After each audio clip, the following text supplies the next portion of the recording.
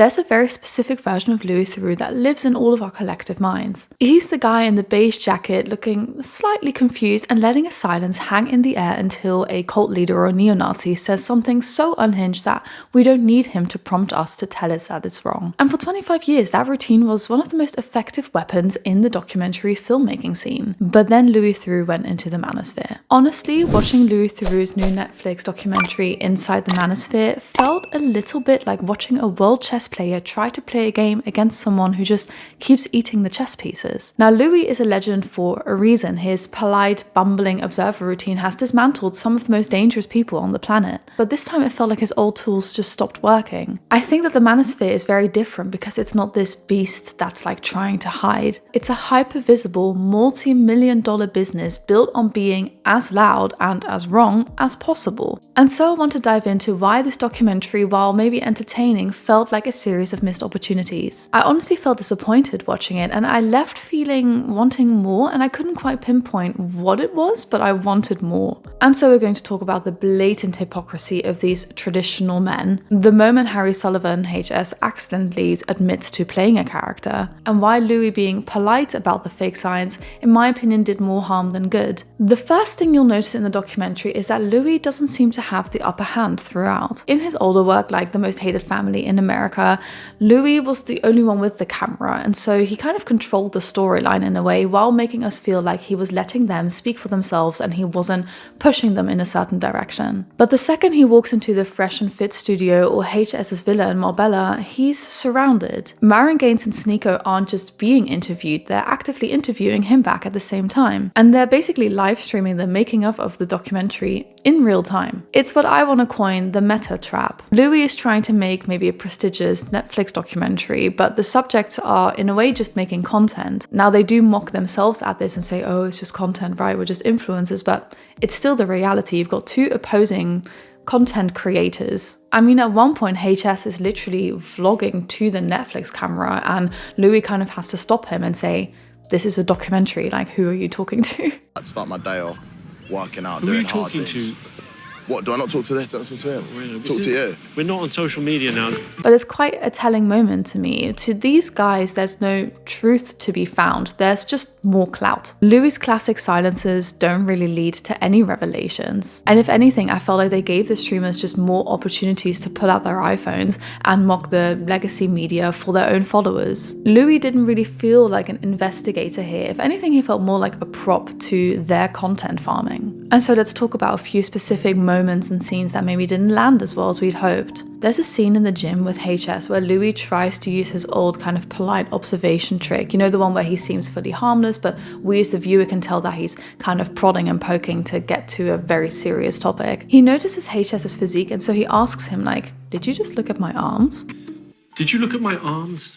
The stature's not saying too much. HS laughs, and Louis then kind of just pivots to, is it leg day? In 2003, I feel like that scene could have turned into kind of a masterclass or a scene in subverting hypermasculinity. It would have made the subject maybe look vain and a little bit silly, but in 2026, HS just shows off his quad and he's totally comfortable with the vanity. He doesn't acknowledge or really resonate with the Louis awkwardness, because his entire brand is being built on being like a peacock. If we compare this to Louis' 2003 documentary on Nazis, when he met Tom Metzger, Louis' silence was very heavy and it forced Metzger to reveal his ugliness. But when Louis challenges HS on why he promotes OnlyFans creators while at the same time calling them disgusting, HS doesn't even scramble for a moral excuse. He just says clout, right? He just says he's doing it for the money and he doesn't really care. And he's not fazed by that. He's not fazed by this hypocrisy within himself. It's just who he is. He's built his entire brand on it, and so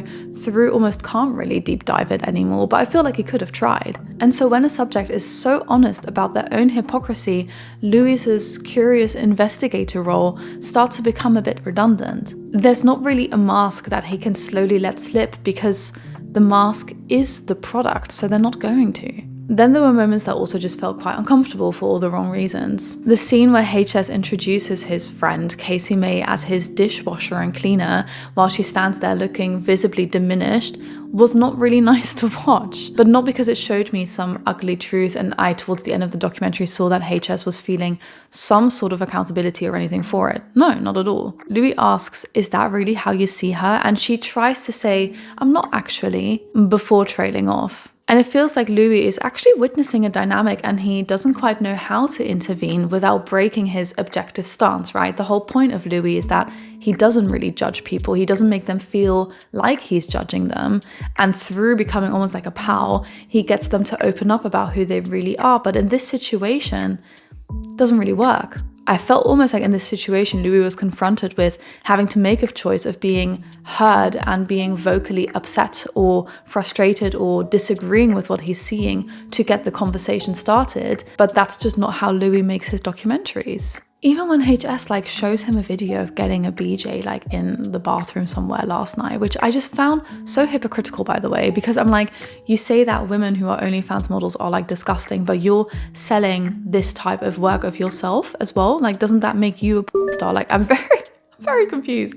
But that's the point, right? These men don't have a single moral compass. They just do whatever gets them more fans and makes them look all tough and I'm the guy, while at the same time having a completely different set of standards for the women. Then there was also the final testy showdown with HS. By the end, HS is live streaming the entire interaction, and he's basically trying to cook Louis, right, for his audience and come out on top. Critics, like the ones at The Independent, pointed out that this unintentionally actually gave these guys exactly what they wanted, which was mainstream validation. Instead of an interrogation, it felt almost more like a collision of two very different media eras, and the legacy media side, which is Louis, looked surprisingly outpaced during that. Now, of course, that is because all of these types of influencers, I don't even want to call them that, but these influencers just scream at the screen basically until something sticks to the wall, whereas Louis is a little bit more thought through and all of this, but in this setting, it just doesn't work. Then something that I found really quite frustrating is how Louis kind of lets this whole traditional values rhetoric slide. These guys, Myron, Sneeko, HS, all of them, constantly preach about returning to tradition. They insinuate that they want 1950s gender roles where the man is the head of the house, and they particularly talk about the men, right, in terms of role in society. Women, they very much put down, but when they talk about the types of men have to be, it's quite clearly comes from 1950s, be the head of the household, be respected, be the one in power, be the one that has a say over everything you do and your wife does as well. But let's not forget that alongside that usually came the traditional family values, right, of having a wife and having children to provide for. And if we look at their actual lives, none of them are married, none have the stable traditional families that they claim are the bedrock of the society. Instead, they're living in content houses in Marbella or Miami, surrounded by short-term flings and associates. It's the complete opposite of traditionalism. If anything, it's actually hyper-modern, hedonistic consumerism disguised as values, right? And I think they are aware of this. I don't think they're trying to say I should be the man at house with a wife and yada yada yada, but that is somehow at the same time what they are selling. It's this constant hypocrisy, and I don't understand how other guys are watching these influencers and thinking, I want to be that. That looks good to me. And so it's very clear that these guys don't want the responsibility of a traditional man.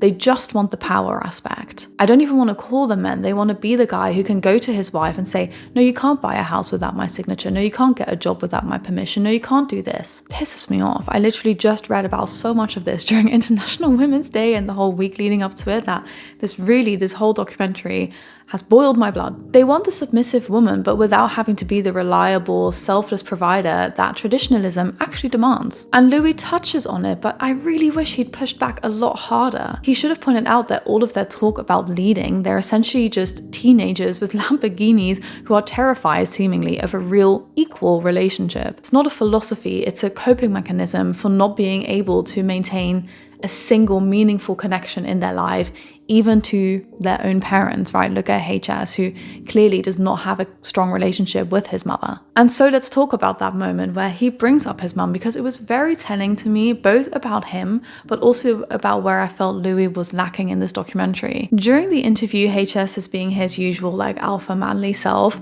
and he's talking down to all women. But then he says something that I actually found very insightful. He admits that if he ever spoke like this in front of his mum, he'd get a slap across the face. Like, he actively states that his mother would completely demolish him. To me, I was like, okay, so this is the gotcha moment, right? That Louis should be using and pouncing on. But he just let it go. So let's think about the fans who are watching this at the moment, right? HS's entire brand is built on being this untouchable, dominant male force. But here he is, basically, first of all, admitting that he knows right from wrong, and secondly, admitting that he's still essentially a boy who's scared of getting in trouble with his own mum. If Louis had leaned into that, I feel like he could have demasculinized the entire alpha brand in front of this own audience. He could have shown them that this king of Marbella is basically just a kid playing dress up the entire time. And that isn't about shaming HS for who he is. I know that's not how Louis goes around it, but it is about exposing the fact that the alpha persona is a performance, and it stops the second he leaves the room or he is with his own mother. Don't know if he still sees his mother, but if he did, I assume he doesn't talk like this. By moving on so quickly past that moment, I really felt like Louis let HS keep the one thing that I think he values the most, which is like his dignity, his persona, his respect. It really spoke volumes to me, because I feel like if I had heard something like that, I would deep dive that. And again, as I said, it's not about shaming HS as he stands there. I don't believe in like an eye for an eye situation, but it is about pointing out the hypocrisy, right? Again, the same thing with where he's showing him getting like something done to him, like a sexual act done to himself. Again, pure hypocrisy, right? Why are we not calling that out? Instead of just being like, oh, that's kind of gross, and hoping that we as the viewers are also like, that is kind of gross. Let's talk about it. That's what you're there for. Then I also want to kind of talk a little bit about the science behind it, because the Manosphere does play around a lot with like these scientific facts about men and about women, which are just absolute bullshit. There's a moment on Myron's podcast where they start talking about how sperm lives inside a woman for years and physically changes her and means she has a child that looks like her ex rather than you. Like, it's honestly like mind-boggling. Louis does tell them like it's false, but he does it with this very polite British kind of behavior towards it, and also very like Louis Theroux, and it's like, oh, I don't think that's quite right energy. In a world where these guys have millions, like millions of young, impressionable fans, being polite about objective lies, in my opinion, just isn't enough, especially in the era we currently live in, where there's so much misinformation being spread around constantly. We need to be doing more. I almost wish that the documentary had kind of used the Netflix budget to actually fact check this stuff in the edit and give us maybe like,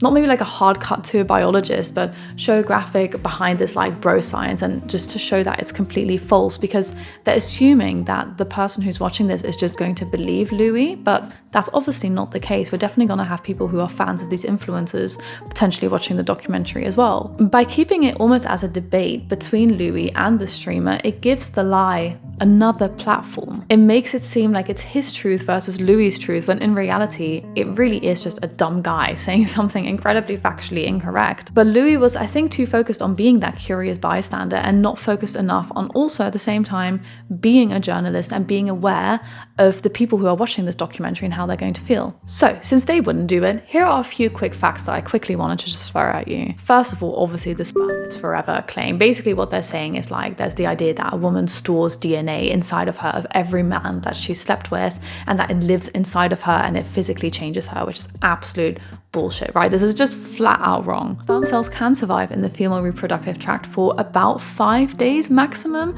under like perfect conditions. They die and are absorbed, or they're expelled like any other cell. The idea that a woman is permanently altered by her past partner's DNA is a really weird pseudo-scientific way to basically justify controlling a woman's past. It's not science, it's very much a scare tactic and just another thing for them to throw at men of like, you know, this is how you value a woman, this is how you can tell whether she's valuable or not, yada yada. And then of course this entire alpha beta hierarchy that is based on the ideas that humans naturally fall into a dominant structure, just like wolves in the wild. The guy who actually came up with the alpha wolf theory is a scientist named David Mech. And he spent the last 30 years of his life trying to get people to stop using the term. He realized his original study was flawed because it was based on captive wolves who were stressed and unrelated. In the wild, alpha wolves are just called parents. The Manosphere is literally basing its entire social structure on a scientific mistake from the 1940s.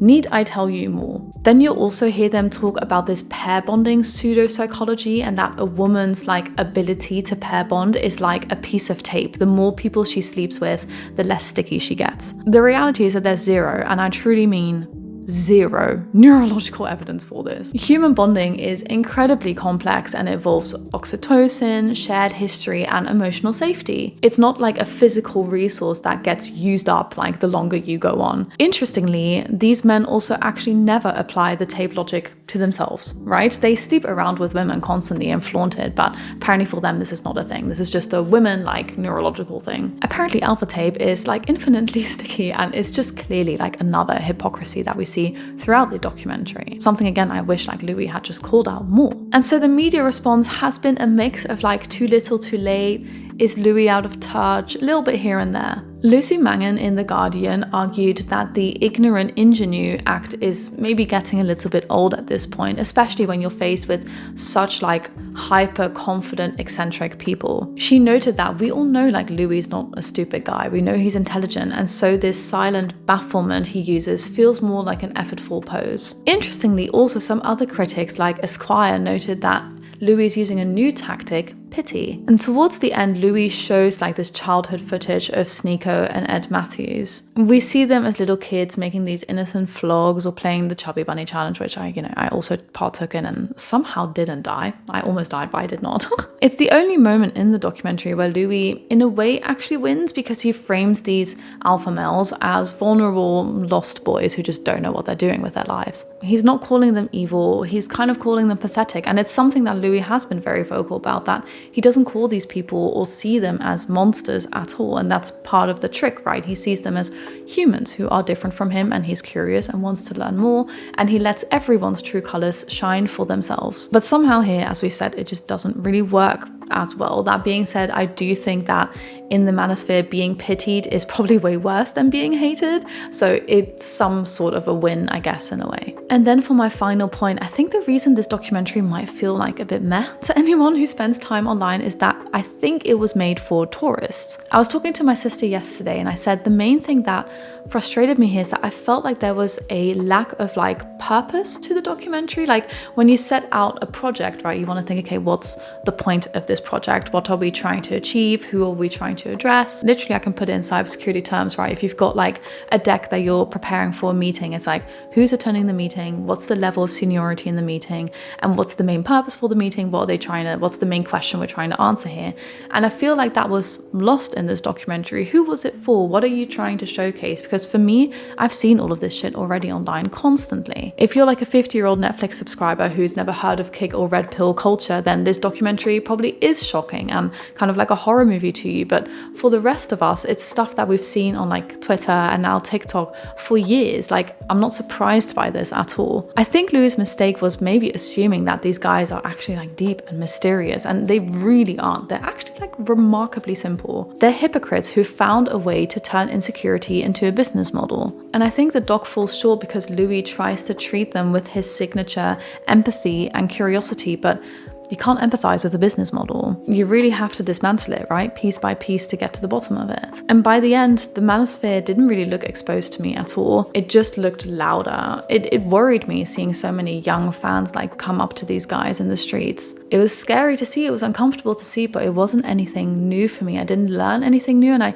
don't even know what I expected going into it. I don't know what I thought I would learn, but I guess I'd hope that these guys just were a bit more confronted with their own reality. Louis shows us the what, but he fails to really tell us the why. And I think he missed a chance to show his audience that the alphas really are just these either lost boys who are waiting for their mums to tell them to do something. I think he missed a chance to show us that these alpha males really aren't that, and it's just an act. I mean, if I think back of seeing HS in that villa, it looks so dire.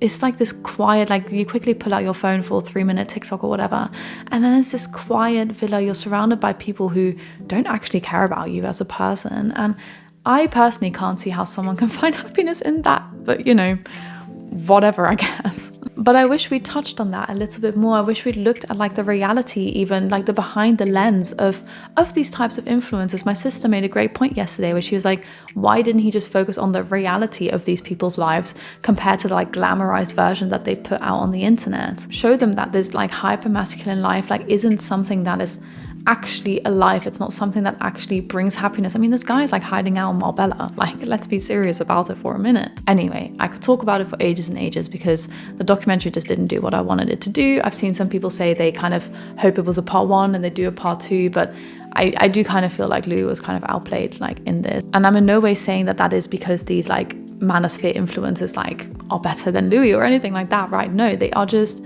they have no shame and they don't mind being hypocritical, and they know that it gets them clout and they know it gets them money. So why would they be ashamed of that, right? It's literally, as I said, it's their entire business model. Like, it's what they sell. So it's fine that they look like that because that is the business model. They know who their fans are. They know their fans will kind of stick with them. So there's no problem. Plus, it did feel like they owned like a bunch of the narrative because they can just tell women to leave the space, tell people to not like talk to Louis. And so there's only so much deep diving he really could do if he'd wanted to. Anyway, that's my opinion on the documentary. What do you think? As you hopefully have been able to see, I am a fan of Louis Theroux. I think a lot of his early work was really, really great. And even some of the later work as well. Just this one didn't quite do it for me. Either way, I hope you have a lovely rest of your day. I'd really love to hear your thoughts in the comments below. I really want to hear what everyone else is thinking as well. If you haven't yet, please do have a think about subscribing to my channel to see more stuff like this. I also do other type of content, so whatever you want to see, put it in the comments, and I'll see you in the next universe.